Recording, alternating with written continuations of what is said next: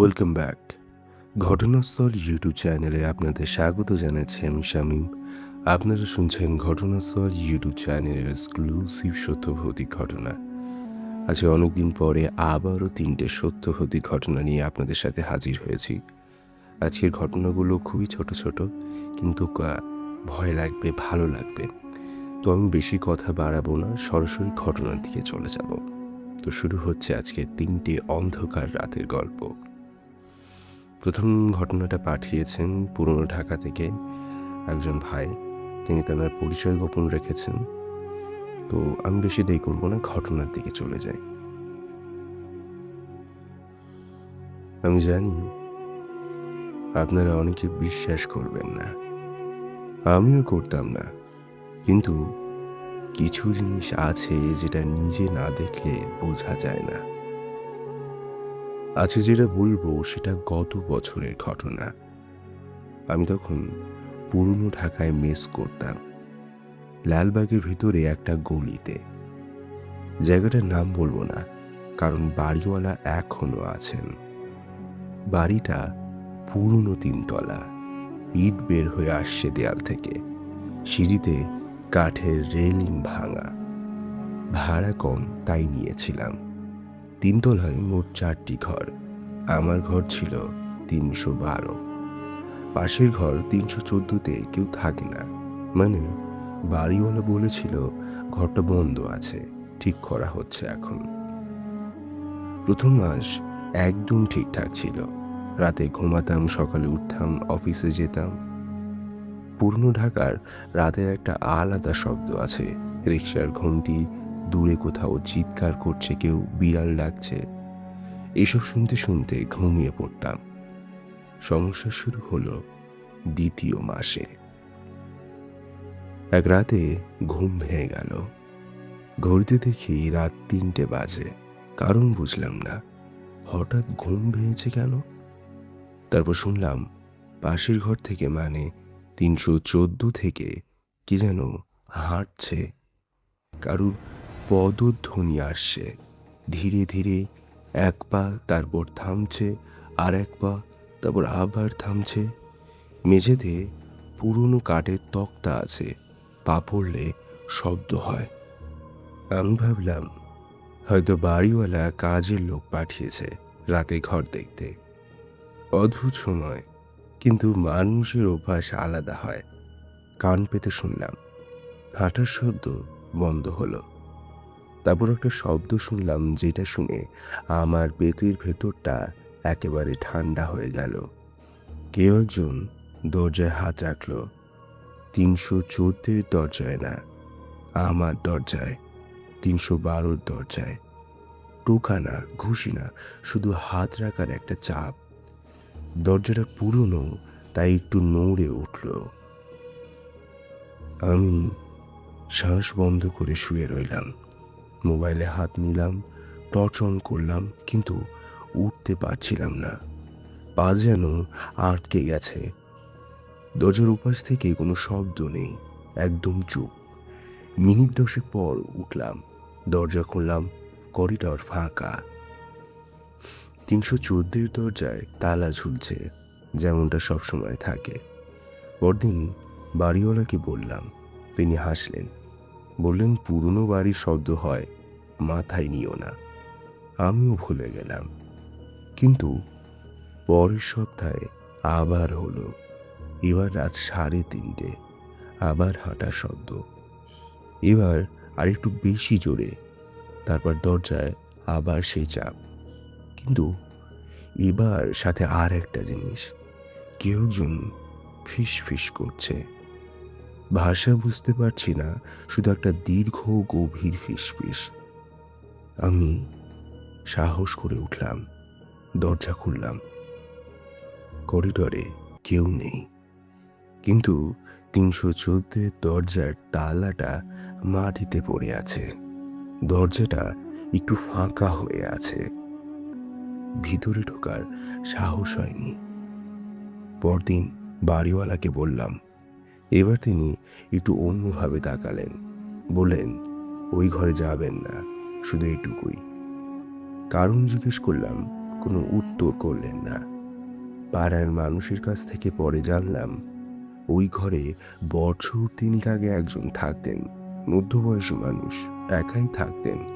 একদিন সকালে দেখা গেল দরজা বন্ধ, কোনো সাড়া নেই। দরজা ভাঙতে হয়েছিল। মানুষটা মারা গিয়েছিলেন। বলা হয় হার্ট অ্যাটাক হয়েছিল, কিন্তু পাড়ার বুড়োরা বলে অন্য কথা। বলে মানুষটা নাকি অনেক দিন ধরে বলেছিল রাতে কেউ তার দরজায় আসে, কেউ ডাকে। আমিও ওই মাসেই মেস ছেড়ে দিয়েছিলাম, কিন্তু যে জিনিসটা এখনো ঘুমোতে দেয় না, আমি যেদিন জিনিসপত্র গোছাচ্ছিলাম সেদিন দুপুরবেলা হঠাৎ মাথায় এলো ওই মানুষটার নাম কি ছিল। পাড়ার এক দোকানদারকে জিজ্ঞেস করলাম, তিনি বললেন নামটা। নামটা শুনে আমার হাত থেকে ব্যাগ পড়ে গেল। নামটা ছিল আমার নামের প্রথম অংশ। আশা করছি আগের ঘটনাটা সবার ভালো লেগেছে। আমি আবারও বেশি দেরি না করে দ্বিতীয় ঘটনার দিকে চলে যাব। দ্বিতীয় ঘটনাটি পাঠিয়েছেন সিলেট থেকে একজন বন্ধু, যিনি চা বাগানে থাকেন। তো তাঁর লেখা গল্পটা আমরা শুরু করব।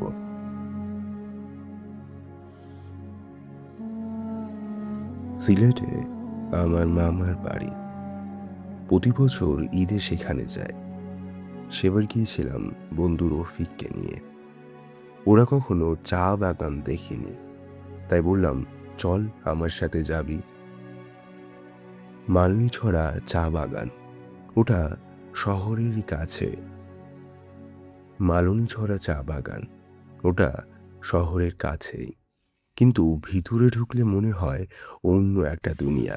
সবুজ পাহাড়, সারি সারি চা গাছ, মাঝে মাঝে কুয়াশার স্তর এমনভাবে নামে যে 10 হাত দূরের মানুষকেও দেখা যায় না।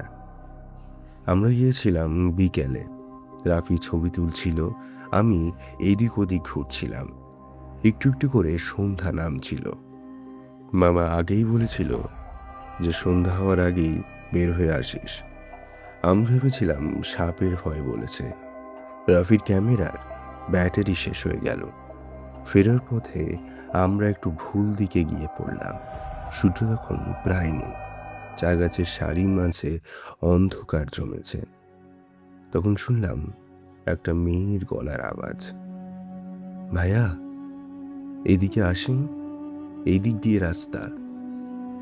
আমরা দুজনেই থামলাম, সামনে তাকালাম। একটা মেয়ে দাঁড়িয়ে আছে। বয়স হয়তো 12-13 হবে। পরনে গাঢ় নীল শাড়ি, চুল খোলা, হাত দিয়ে ইশারা করছে বাম দিকে। রাফি বলল, চা শ্রমিকের মেয়ে হবে হয়তো, চলো। কিন্তু পাহাড় সরছিল না। মেয়েটার দিকে তাকিয়ে একটা জিনিস খেয়াল করলাম, ঠিক বুঝতে পারছিলাম নাকি মেয়েটা ইশারা করছে, কিন্তু ওর পায়ের নিচে মাটিতে কোনো ছায়া নেই। সন্ধ্যার আলোয় সবার ছায়া পড়ে। আমার পড়ছিল, রাফির পড়ছিল, মেয়েটার পড়ছিল না। আমি রাফির হাত টেনে ধরলাম, বললাম ডান দিক দিয়ে যাব। রাফি অবাক হয়ে বলল, কেন? মেয়েটা তো বাম দিকে দেখাচ্ছে। আমি বললাম না, শুধু হাঁটতে শুরু করলাম ডান দিকে। রাফির পেছন পেছনে এলো। মিনিট 5 হাঁটার পর রাস্তা পেলাম, বের হয়ে এলাম চা বাগান থেকে। পরের দিন মামাকে বললাম ঘটনাটি। তিনি চুপ করে শুনলেন, তারপর বললেন, বাম দিকে গেলে কি হতো জানিস? ওদিকে একটা পুরনো জলাশয় আছে, কাদায় ভরা, সন্ধ্যায় দেখা যায় না। আমি বললাম মেয়েটা কি ছিল? মামা বললেন, চা বাগানে 30 বছর আগে একটা মেয়ে মারা গিয়েছিল ওই জলাশয়ে পড়ে। বয়স ছিল 12। তিনি থামলেন, তারপর বললেন, তোরা ভাগ্যবান, যাদেরকে ডাকে তারা সাধারণত ডান দিকে যায় না। রাফি আজও জানে না কেন আমি সেদিন বাম দিকে যাইনি। আমিও বলিনি। কিছু জিনিস বললে মানুষ বিশ্বাস করে না, বরং ভয় পায়। কিন্তু রাফি একটা ব্যাপার লক্ষ্য করেছিল, বের হয়ে আসার পর ওর ক্যামেরা চালু করতে গিয়ে দেখেছিল শেষ ছবিতে পিছনে একটা মেয়ে দাঁড়িয়ে আছে, কিন্তু ছবিতে ছায়া নেই কারো। এটাও খুব ছোট একটা ঘটনা ছিল। তো এরকম ছোট ছোট 3টে ঘটনা আজকে আমরা নিয়ে এসেছিলাম। তো বেশি দেরি করব না, আজকে আর একটা ঘটনার দিকে চলে যাব। তৃতীয় ঘটনাটা পাঠিয়েছেন ধানমন্ডি থেকে একজন বিপিও কল সেন্টারের কর্মী। তার সাথে ঘটে যাওয়া একটা সত্য ভৌতিক ঘটনা আমি পড়ব। আমি 2 বছর বিপিওতে কাজ করেছি, রাতের শিফটে। রাত 10টা থেকে ভোর 6টা।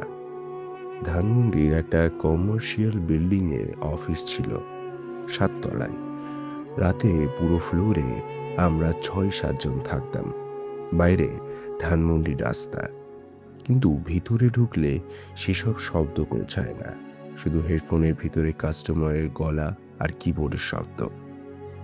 সেই রাতে আমাদের দলে ছিলাম আমি, মিমাপু আর তানবীর ভাই।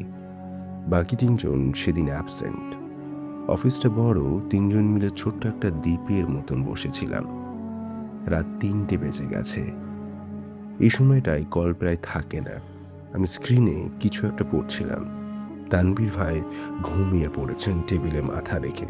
মিমাপু চুপচাপ কফি খাচ্ছেন। এরপর একটা কল এলো আমার লাইনে। স্বাভাবিকভাবে হেডফোন পরলাম, বললাম, হ্যালো, আমি কিভাবে আপনাকে সাহায্য করতে পারি? ওপাশ থেকে কিছু নেই, মানে একদম নিঃশুপ না, একটা হালকা শব্দ আছে, শ্বাসের মতন, কিন্তু কথা নেই। আমি আবারও বললাম, হ্যালো, আপনি কি শুনতে পাচ্ছেন? তখন একটা গলা বলল, এত আস্তে যে প্রায় শুনতে পারছিলাম না, আপনি কি ওখানে একা? আমি একটু অবাক হলাম। এটা কাস্টমার সার্ভিসের লাইন, এত অদ্ভুত প্রশ্ন সাধারণত আসে না। বললাম, না, আমাদের অফিস সবসময় চালু থাকে। আপনার কোনো সমস্যা হচ্ছে? ওপাশ থেকে কোনো উত্তর নেই। আবারও সেই শ্বাসের শব্দ। তারপর বলল, এবার একটু জোরে, আপনার পেছনে কেউ একজন দাঁড়িয়ে আছে। আমি হাসলাম, ভাবলাম প্র্যাঙ্ক কল। বললাম, দেখছি। পিছনে ফিরলাম।